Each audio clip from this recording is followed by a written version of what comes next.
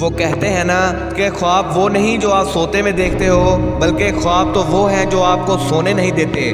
آپ میں سے کئی ایسے لوگ ہوں گے جو صبح جلدی اٹھنا چاہتے ہوں گے، وہ اپنے دن کی شروعات عام لوگوں سے جلدی کرنا چاہتے ہیں، لیکن ایسا کر نہیں پائیں گے۔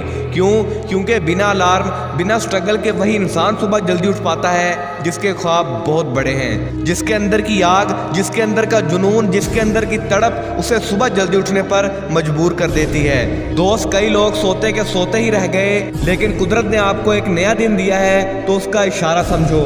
مجھے پتا ہے کہ آپ بہت بڑے انسان بننا چاہتے ہو، لیکن ایک بات یاد رکھو، جب تک خود کو نہیں بدلو گے تب تک کچھ نہیں بدلے گا۔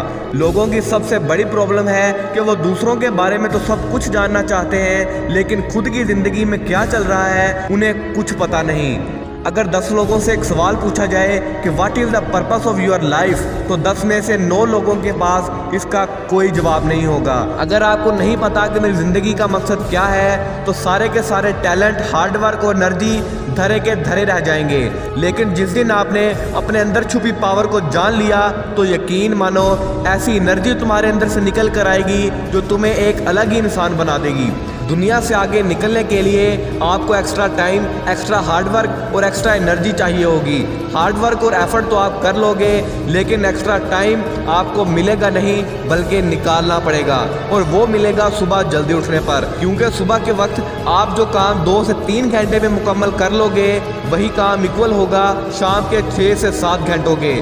کیونکہ صبح کے وقت آپ کا فوکس لیول، آپ کی انرجی اپنے پیک لیول پر ہوتی ہے۔ اس لیے کہتے ہیں نا کہ زندگی تمہاری ہے، چاہو تو سونا بنا لو یا پھر اسے سونے میں گزار دو۔ زندگی ملی ہے، اس کا کوئی تو مقصد رکھو۔